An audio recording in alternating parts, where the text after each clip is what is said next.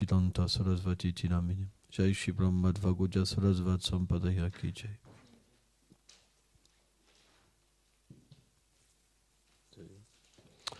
Donc aujourd'hui, c'est Gopastami. C'est le jour où Krishna donc, a pu aller garder les grandes vaches. Ça se passe à l'âge où il a 5 ans. D'habitude, c'est à partir de 6 ans. Mais Krishna a toujours une année et demie. Il fait toujours une année et demie plus âgé. Il est resté très peu de temps sur le ventre, très peu de temps à 4 pattes, et il a vite marché. Pourquoi ? Parce que le Seigneur voulait accomplir des divertissements. Et à 4 pattes, bon. Donc, il manifeste des transitions très courtes, quoi. Et donc, ce jour-là, c'est ce jour-là où il y a une cérémonie spéciale pour les pâtres. Parce que Krishna reçoit son bâton pour garder les vaches, sa corne de buffle, sa flûte. Et donc, les pâtres se sont réunis. Et d'habitude, c'est à l'âge de 6 ans.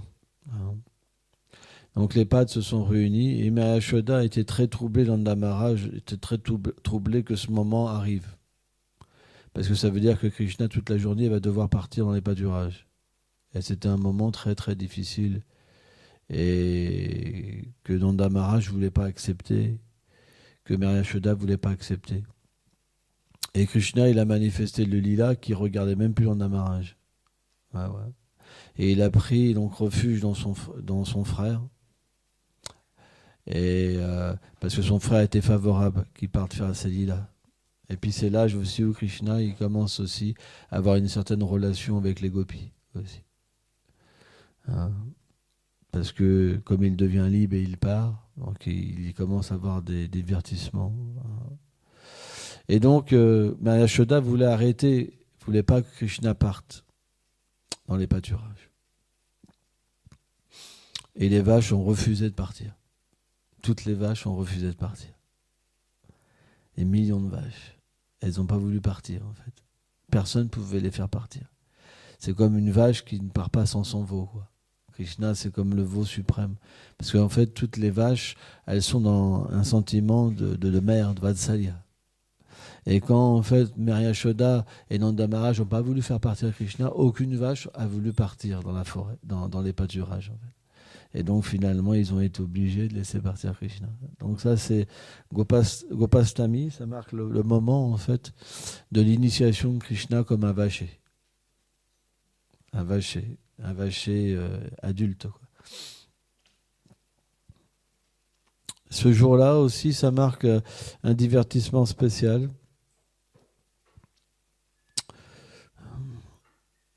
Subbalvesha, où un jour, en fait tous les jours, Radha et Krishna se rencontrent au Radhakund. Et le Radhakund est un endroit très merveilleux. C'est un lac jonché de guettes, des marches, qui sont en or serties de pierres précieuses.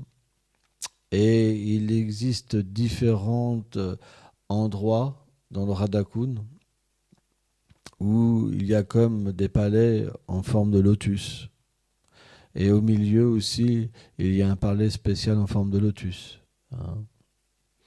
Et il y a des balançoires. Et il y a aussi des kunjas spéciales. 8 kunjas qui sont autour du Radhakund, qui sont maintenus par les Astasakis, les 8 sakis principales, avec leur manjari principal et leurs assistants. Et juste à côté, il y a ce qu'on appelle le Shyamakund. Et le Shyamakund aussi, il y a 8 endroits qui sont en fait pour les pâtres principaux, Priyanamasaka. Et Donc cet endroit-là, c'est l'endroit favori de Radha et Krishna pour leur divertissement à midi. Tous les jours à midi, en fait, ils se rencontrent dans cet endroit-là. Et Radharani, en fait, elle vient toujours sur le subterfuge de faire un puja, une adoration à Suryadev. Parce qu'à côté du Radhakund, pas loin, il y a le temple de Surya, en fait. C'est des fées qui gardent cet endroit. Et il y a aussi, bien sûr, certains prêtres. Mais il y a une déité de Surya, en fait, tout en or, à cet endroit-là. Et tous les jours, Shrimati Radharani, elle vient faire le puja à Surya. Pourquoi ? Parce que Jatila, qui est la belle-mère de Shrimati Radharani, elle désire que tous les jours que Radharani adore Surya, pour la prospérité de la famille, etc., etc. Et donc, Shrimati Radharani, donc avec toutes ses assistantes, ils partent tous les jours, hein, comme une véritable procession extatique, hein. Et Jatila et Kutila, donc la fille de Jatila, elle regarde tous les jours cette procession partir. Comme ça. Et les gopis, en fait, ils chantent. Ils chantent. Mais en fait, les chants, elle ne peut pas les comprendre, Jatila. Et ils chantent la rencontre de Radha et Krishna. Hein. En fait, les mots à Vrindavan, ils ont des doubles sens. Et quand on dit quelque chose, comme c'est codé, la personne qui ne doit pas le comprendre, elle ne peut pas le comprendre, elle comprend l'inverse, en fait. Mais en fait, les gopis de Vraj, elles chantent en fait la rencontre de Radha et Krishna, et ça paraît un chant à la gloire de Suryadev, en fait. Parce que Surya, c'est Krishna aussi, en fait. Hein. Parce que là où Krishna est présent, l'obscurité est chassée. La détresse est chassée. La séparation est chassée. Donc Krishna, c'est comme Surya. C'est pour ça que si on est malheureux, on doit méditer sur Krishna. Parce que si on médite sur Krishna, notre malheur va cesser. Parce que notre malheur, il est dû juste à l'ignorance.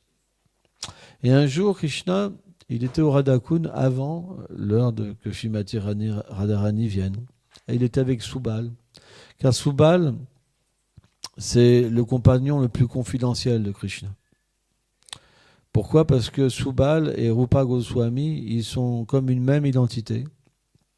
Ils émanent directement du cœur de Shrimati Radharani, sous une forme masculine et sous une forme féminine. Rupa Manjari et Subal Saka, ils ont la même forme. En fait. Et tous deux, ils ressemblent exactement à Shrimati Radharani. Ils ont les mêmes traits. Hein, mais Subal est légèrement plus jeune. Il a 12 ans et demi. Alors que Shrimati Radharani, elle a à peu près 14 ans et demi. Donc, il y a 15 ans et quelques. Elle a 14 et quelques. Il y a quand même 2 années de différence. Et donc, un jour, Krishna et Subal étaient au Radhakund.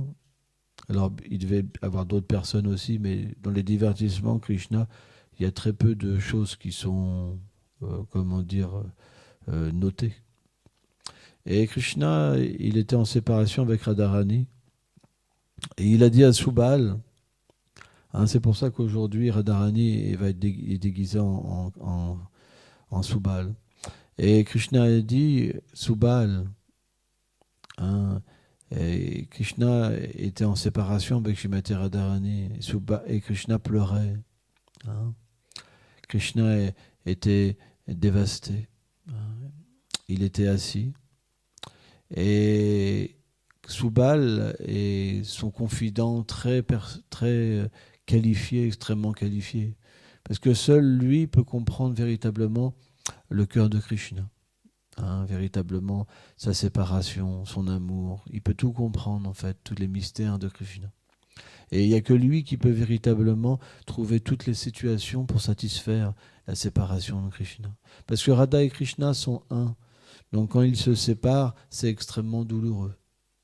Hein, parce que leur amour est illimité. Nous, on ne peut pas comprendre ces choses-là. Hein. Et donc Krishna a dit à Subal qu'il ne pouvait pas aujourd'hui supporter la séparation avec Shrimati Radharani. Et donc il a demandé à Subal d'aller chercher Shrimati Radharani. Mais à cette heure-là, c'est pas possible. Parce que Shrimati Radharani, elle est à Javad, donc Javad, c'est un endroit où Vrishabhanu Maharaj, il a construit un palais pour Shrimati Radharani, juste à côté de la maison de sa belle-mère. Bon, ça fait corps, hein, mais il y a un endroit spécial où Shrimati Radharani habite, mais c'est gardé par Jatila. Et Jatila s'est expliqué qu'elle garde jour et nuit cette demeure. Pourquoi ? Parce que Krishna a une réputation d'un serpent noir, comme une personne qui casse la chasteté des jeunes filles. Parce qu'il est tellement beau que quand une jeune fille le voit, elle devient attirée par Krishna. Donc Jatila, elle fait tout pour que Radharani ne rentre jamais en contact avec Krishna. C'est son idée fixe. Elle est fixée vraiment là-dessus. Mais que là-dessus. Vraiment. Et donc, Shrimati Radharani, c'est impossible de rencontrer Shrimati Radharani à cette heure-là.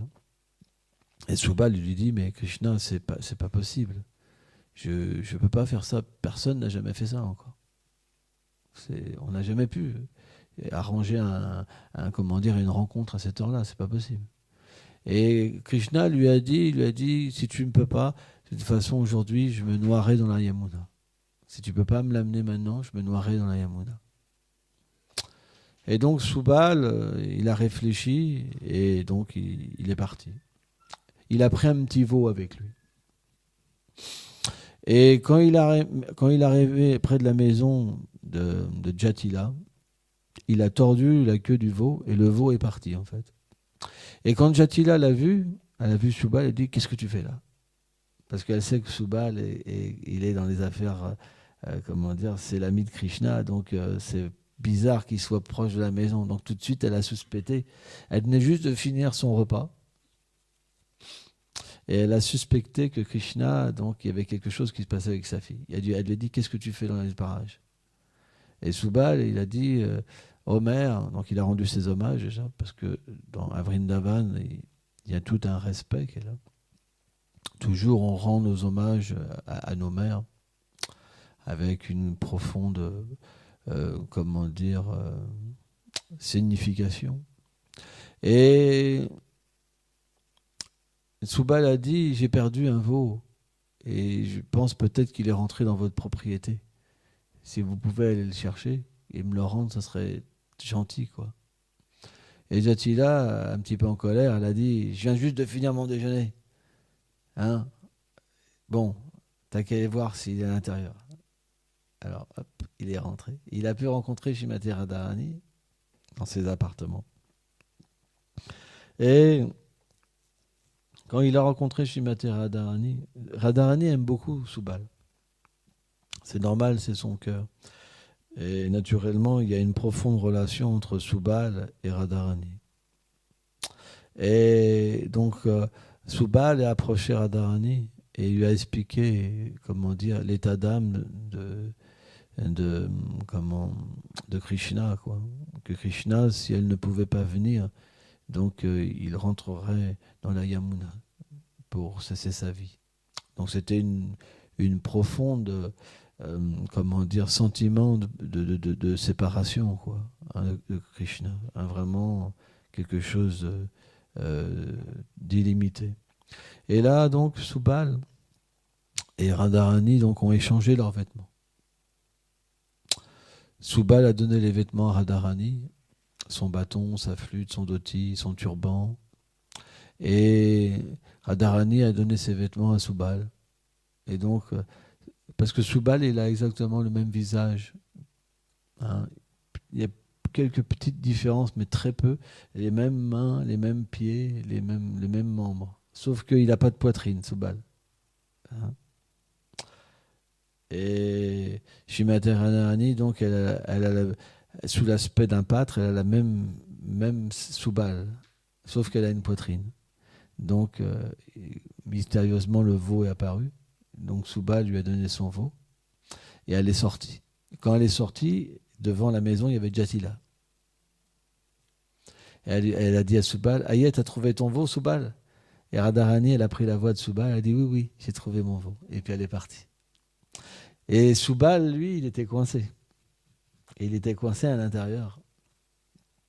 Mais le temps de faire le Surya Puja était l'heure. Et Jatila a dit, mais qu'est-ce que tu fais, Radharani? Tu es en retard pour le Surya Puja. Hein, il faut que tu adores Suryadev pour la prospérité de la famille. Et donc là, Subal a imité la voix de Radharani. Et il a dit, ah, d'accord, j'y vais. Donc il est sorti avec les Sakis. Et donc ils ont rejoint Radha et Krishna. Mais en fait, Radharani est arrivé avant Subal. Et Krishna était en lamentation. Et quand il a vu Subal arriver, Radharani sous la forme de Subal, il a pensé que en fait, Subal avait échoué. Et en fait, c'était Radharani. Et Radharani a joué un petit peu avec Krishna.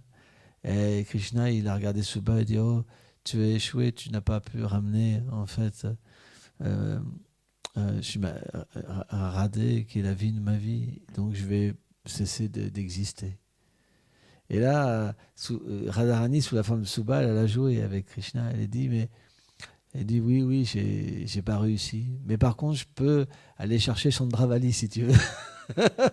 Et en fait, Chandravali, c'est la première émanation de Srimati Radharani, sous la forme d'une gopi adverse, en fait. C'est là, comme Krishna s'expand en Balaram, Srimati Radharani s'expand en Chandravali. Donc Chandravali, c'est un personnage extraordinaire.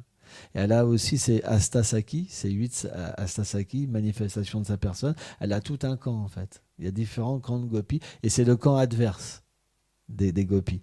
Ça veut dire qu'elles veulent toujours attirer Krishna dans leur camp. Et il y a une bataille un petit peu de jalousie, ça met du piment dans les divertissements de Krishna. Il y a différentes gopis, comme Sharibya, par exemple, qui est la messagère de Chandravali, comme ça. Hein. Alors, dès qu'il la voit, et Rupa Manjari, tout ça, c'est vraiment... ils peuvent pas les voir, quoi. Vraiment, c'est les ennemis, quoi. Ah ouais, il leur donne des mauvais... C'est vraiment le plan pour déjouer que jamais Krishna soit avec eux, quoi. Et donc...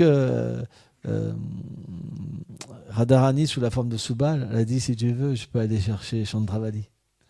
Et là, Krishna a dit, oh, le cahier ne remplace pas le lait. Hein.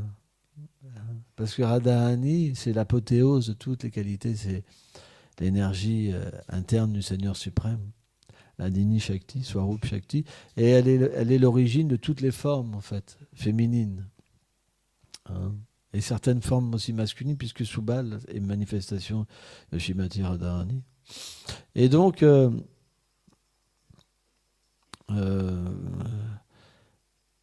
quand Krishna était encore sur le point véritablement de quitter sa vie, alors naturellement Radharani, elle a vu que c'était pas, voilà, il fallait pas aller trop loin non plus. Hein. Et donc elle a embrassé Krishna.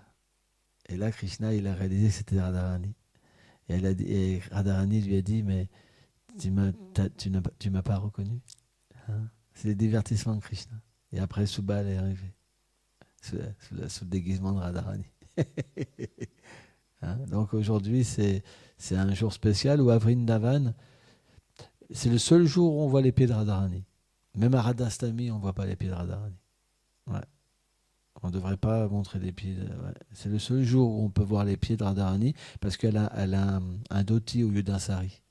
Et ce jour-là, tous les habitants de Vrindavan vont dans tous les temples où Radharani elle est habillée en Subal, en fait. C'est le jour qui sont comme des abeilles, en fait.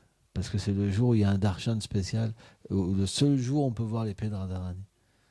Où on peut avoir ce darshan, en fait, les pieds de Radharani. C'est pour ça il faut que tout le monde voie Srimati Radharani aujourd'hui. Ceux qui ne viennent pas, ce n'est pas des bhaktas. Ils sont déchus. Ce n'est pas des dévots de Radharani. C'est des semblants de dévots. Ils ont un tilak, un dhoti, mais ils n'ont pas de bhakti. On devrait ressentir des profonds sentiments et comprendre les doux divertissements du Seigneur suprême. Sans ça, on sera juste absorbé dans nos enfants et toutes ces choses-là. On ne peut pas sortir de l'ignorance sans véritablement rentrer dans ces mystères des lilas de Krishna. Pourquoi Krishna nous révèle ces divertissements? C'est pour nous sortir des divertissements matériels. Hein? On ne peut pas dire divertissement, on va dire esclavage matériel. Hein? On n'a pas le choix. C'est pour ça que véritablement, on doit aujourd'hui méditer sur ce divertissement et comprendre toute cette subtilité, comment dire Radha et Krishna sont tellement unis et comment tous leurs associés font les arrangements pour qu'ils soient ensemble. Hein? On ne doit jamais désunir Radha et Krishna. C'est de la même manière, on ne peut pas désunir Radha et Krishna de ses dévots. Sridhar Maharaj, il explique que voir les pieds de Radharani, c'est pas quelque chose de petit. C'est la plus haute réalisation. Et cette réalisation-là, très peu peuvent y accéder. C'est très rare. Parce que Radharani, c'est l'aspect le plus confidentiel de la sphère spirituelle. La plus confidentielle. Et il disait que parfois, il y a des personnes qui veulent directement voir les pieds de Radharani. Et c'est comme des fous, en fait, qui s'aventurent là où les anges, il disait, n'osent pas s'aventurer. C'est pourquoi on prend refuge toujours de l'assistance du maître spirituel. Et on ne va pas directement à Srimati Radharani. À travers la guidance du pur dévot, à travers le service rendu au Vaishnav, alors on peut graduellement avoir une petite vision de la personnalité de Srimati Radharani. Jai Shri Shinita Vishvambal Shinanda Shudagopal Chuchilam Jiu Ki Jai.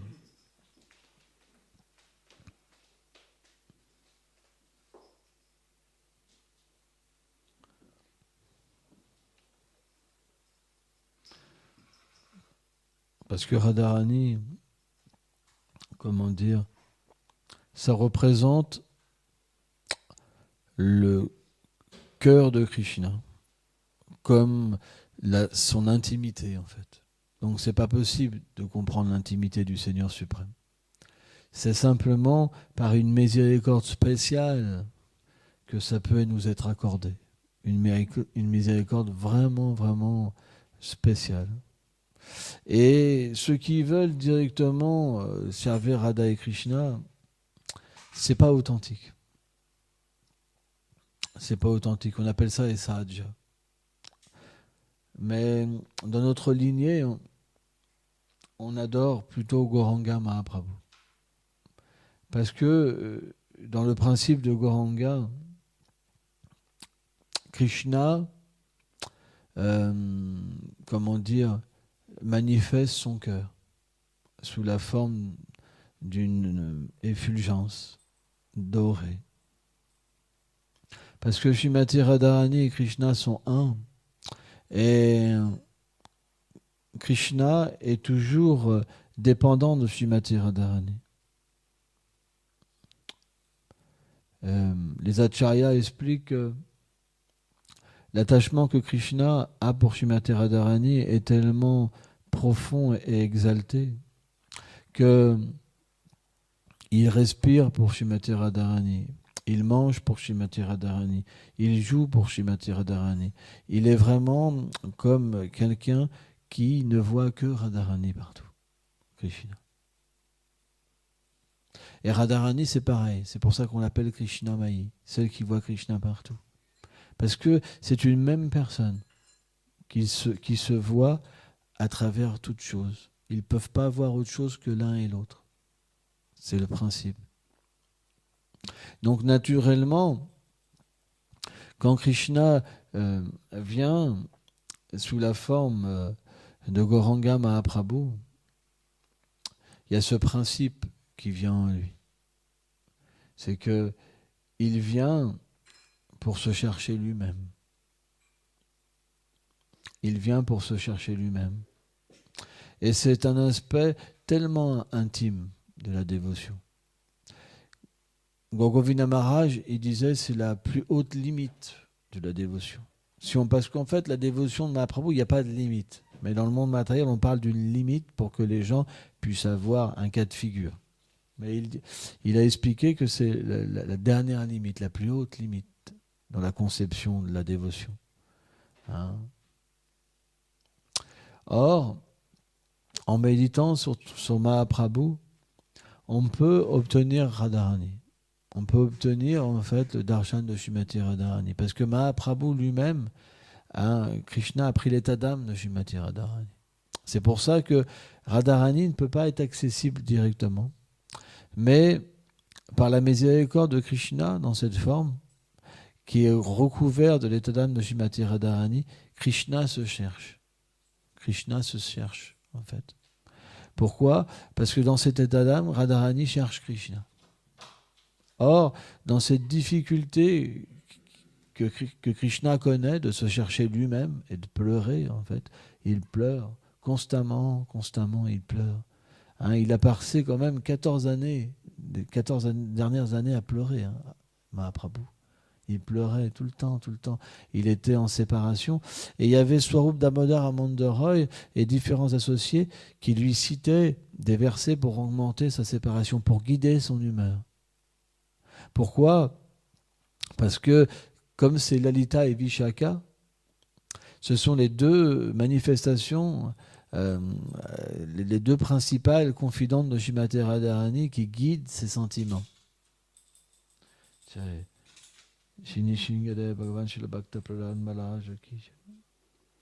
Or, parce que Krishna vient, en fait, comme dans ce lila-là, Krishna est dans une forme masculine, revêtu de l'état d'âme de Srimati Radharani, Lalita et Vishaka sont venus sous une forme masculine aussi pour aider en fait Krishna à goûter les sentiments de Srimati Radharani. Et il a passé toutes les dernières années, en fait, Chaitanya Mahaprabhu, à goûter cet état d'âme, en fait, illimité.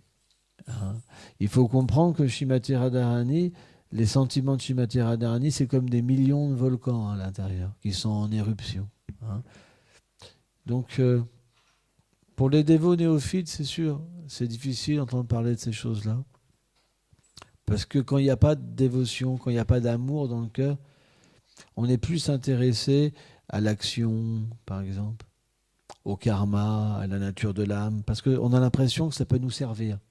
Parce qu'on a cette qualification pour essayer de s'engager dans quelque chose. Et je dis essayer de contrôler l'essence. On va nous apprendre qu'on souffre, dont il y a un moyen d'atténuer la souffrance. Donc on est intéressé parce qu'on est intéressé que par nous-mêmes. Or, le monde de la dévotion, c'est qu'on n'a plus d'intérêt pour nous-mêmes, mais juste l'intérêt pour Radha et Krishna. Donc quand cet intérêt ne s'est pas éveillé, alors c'est très difficile d'entendre parler du rasa parce qu'on n'a pas de goût pour ça. On est sec, on se rend compte qu'on est comme un désert en fait. Il n'y a pas de goût, il n'y a pas une miette de nectar. On ne ressent aucune sensation, rien. Mais si on n'écoute jamais non plus, jamais ces sensations viendront. Jamais on aspirera à quelque chose de différent. Parce que cette nature transcendantale de la dévotion n'a pas d'existence dans le monde matériel. Parce que le monde matériel, c'est kama, la concupiscence. Kama, ça veut dire vouloir tirer du plaisir, la terre de l'exploitation, la destruction. Or, la bhakti, c'est l'inverse. C'est donner du plaisir à Krishna. Donc si on n'entend pas parler, on ne pourra jamais un jour désirer. Quand on aura la réalisation que ce monde, c'est juste un océan de misère, on n'aura aucun moyen d'aller autre part. C'est pour ça qu'on doit écouter sur la tendance inversée qu'est la dévotion. Et naturellement, si on entend sur la dévotion, alors aussi, cette dévotion, elle peut venir dans notre cœur si on en a envie. Je dis bien si on en a envie. Et c'est très lié, naturellement, à la déception de ce monde. Sans comprendre la nature de ce monde, on a peu d'espoir. Si on pense qu'on va être heureux avec des enfants, avec un mari, on a peu d'espoir. Mais si on comprend que notre nature, elle est véritablement d'être une servante de Srimati Radharani, alors on va pouvoir progresser. Sans ça, ça ne sera pas possible. Il faudra une autre vie, et peut-être encore une autre, pour commencer juste à désirer. Juste à désirer. C'est pas si simple. Combien de temps on passe par jour à cultiver ce désir ? Vous avez calculé ? Et combien de temps vous passez à vous préoccuper de choses matérielles. Matériellement, c'est ça. Spirituellement, c'est insignifiant. Donc il va falloir plusieurs vies juste pour que ça s'inverse. Mais si vous n'êtes pas conscient de ça, ça se passera. Si vous êtes conscient de ça, vous allez vous lamenter, vous prier. Et alors c'est possible que ça s'inverse. Sans ça, vous serez, comment dire, juste des abbasses, des ombres de dévots. Juste, il y aura quelque chose extérieur. Et encore, il y en a qui n'ont même pas de dhoti ni de tilak là. Donc extérieurement, il n'y a même pas le look. Vous comprenez ? Hein ? Certains prêchent que le look, il n'est pas important. Mais quand on a un look, on a une plus forte identification quand même. Vrai ou pas ? Quand vous portez un tilak et un dhoti, vous êtes quand même plus identifié à être un dévot qu'en étant un jean qui a servi toute la semaine, qui est sale, qui est puant. Parce que si on remet des habits dans l'ignorance, on est influencé par l'ignorance. Et les habits dévotionnels, ils ont un pouvoir de nous éveiller. La preuve, c'est que les habits transcendantaux ont quand même plus un aspect. Mahaprabhu, il est habillé en sannyasi, par exemple. Hein? Krishna, il a un dhoti. Radharani, hein? Elle a une tenue avec un voile, etc., etc., etc. Telle ou telle chose. Donc ces choses apparaissent dans le monde matériel par le biais du monde transcendantal. Et même si on dit que Mahaprabhu s'est habillé comme ça parce qu'il y a eu ça, ça, ça, en fait non, parce qu'éternellement il est comme ça aussi.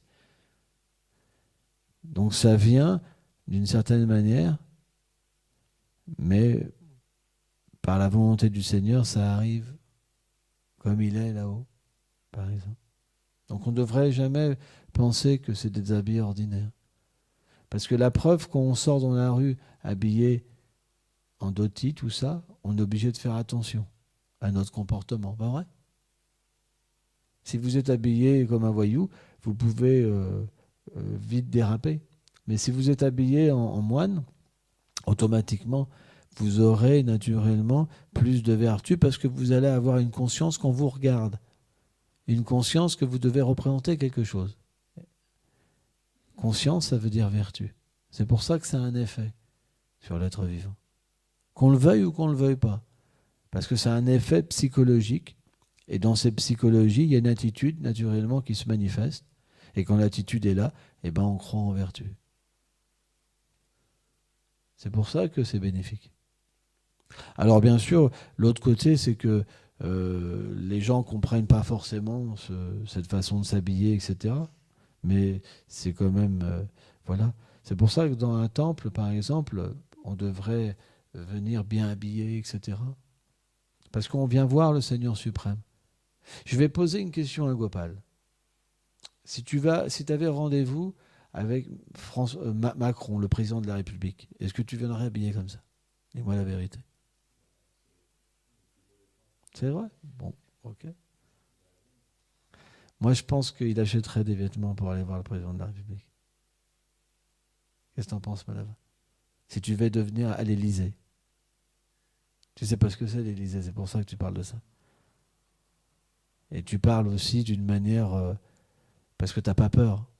Parce que la pression n'arrive pas. Mais si tu devais, par exemple, te présenter pour un job des Émirats arabes, etc., t'inquiète pas que tu aurais acheté une cravate et tout ça. Ça, c'est une espèce de mensonge que tu me dis. De la même manière, si tu devais rencontrer le Seigneur suprême, est-ce qu'on ira en jean ? C'est parce qu'on n'a pas conscience. Mais comment on peut développer une relation avec le Seigneur suprême ? C'est de cette manière-là, en préparant notre rencontre. Si vous la préparez jamais, vous verrez toujours du bois, de la pierre et du métal. C'est une réalité. D'ailleurs, il y en a qui bossent juste à côté, ils passent jamais. J'ai beau leur dire l'instruction, ils passent jamais. Donc il y a vraiment un problème, quoi. C'est que les dévots, ils pensent vraiment que la déité, c'est matériel.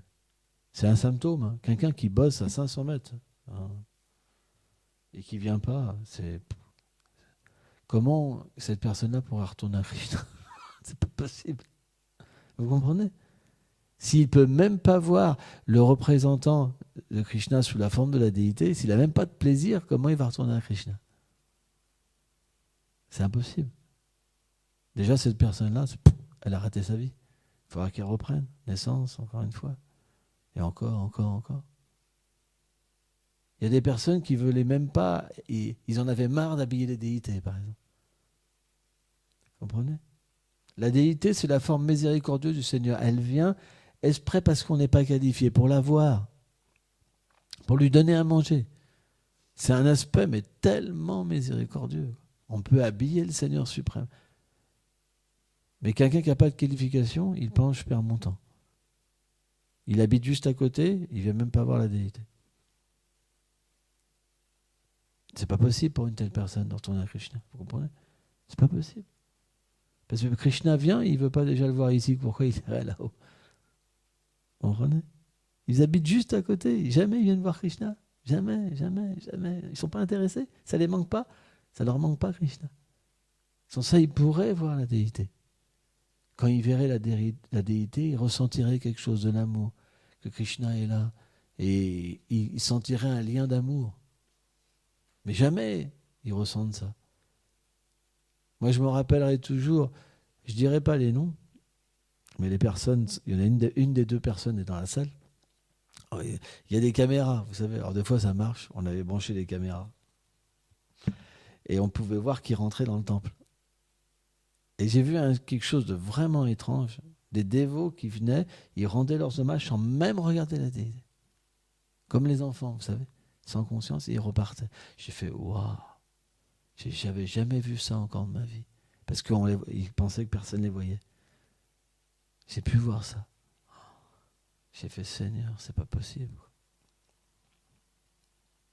Il va leur falloir des millions d'existences juste pour pouvoir voir que Krishna est présent sous la forme de la déité. Que dire que Krishna apparaît dans la méditation transcendantale qui rend leur service? C'est pour ça que c'est le problème, il est nous. On ne veut pas cultiver l'amour pour Krishna. On est juste bardé de problèmes dans notre mental, de sommeil, de colère, de tellement de choses, mais on ne veut pas s'en libérer en fait. Pourquoi? Parce qu'on pense que c'est trop simple. C'est pas possible. On ne peut pas y croire. Mais c'est ça la magie du Seigneur suprême, sa puissance. C'est qu'il peut venir directement à nos yeux. Et ça, c'est quelque chose qui est difficile à comprendre.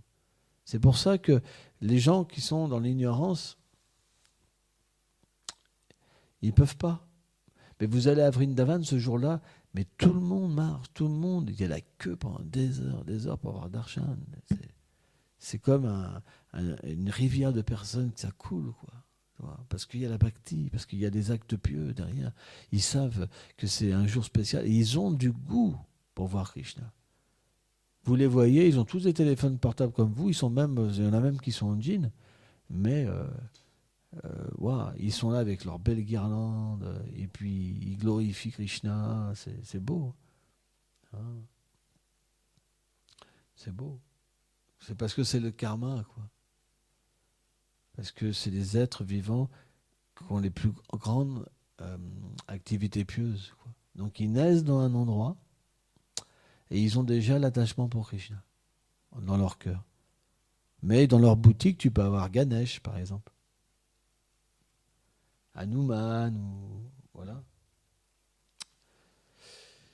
Et un jour, il y a un disciple de Satchidananda Maharaj, il a posé parce que c'est difficile de comprendre les Vrajbasi.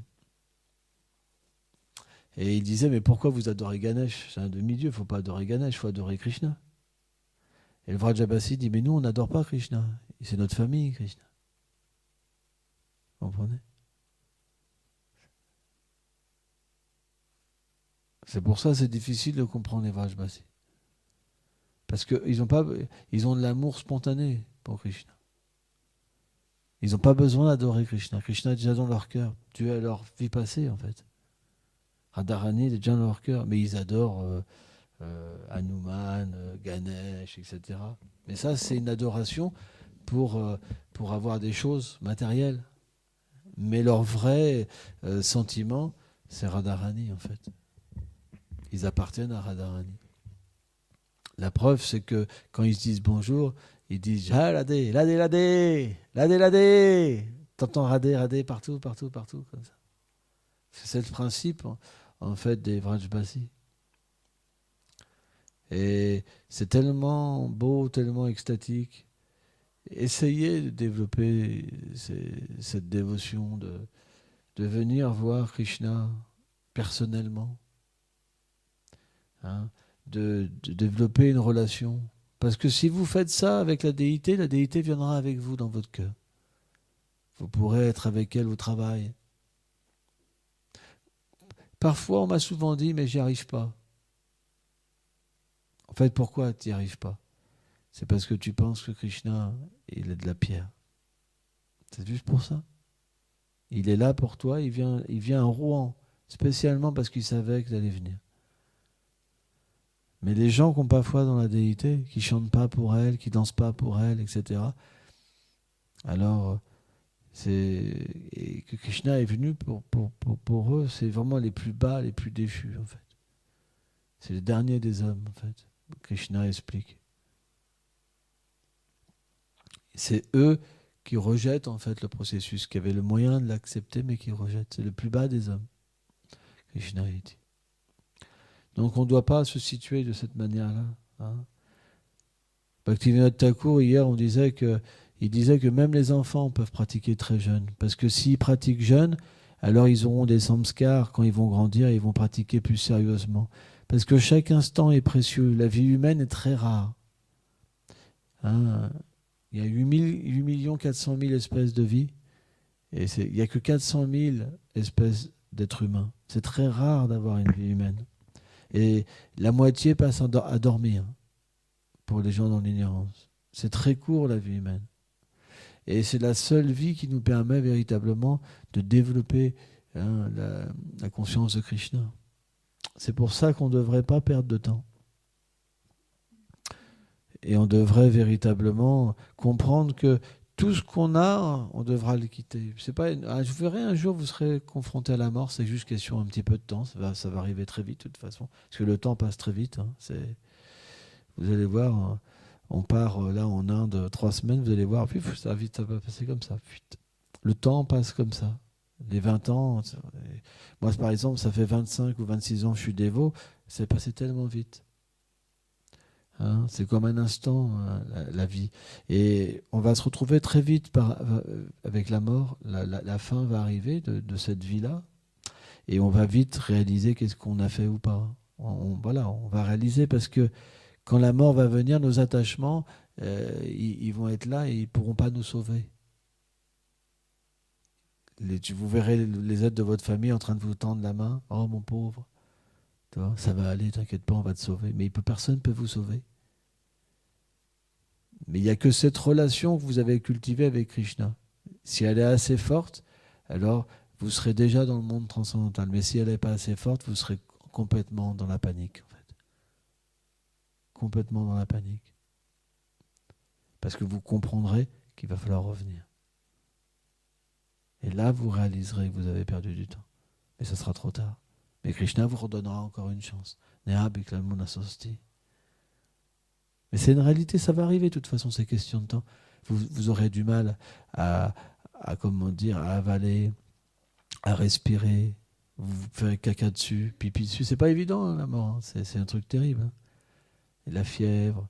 Et puis, vous verrez que les gens, voilà, il y en a qui pensent à votre héritage, ceci, cela. Vous allez voir tellement de choses qui se manifestent.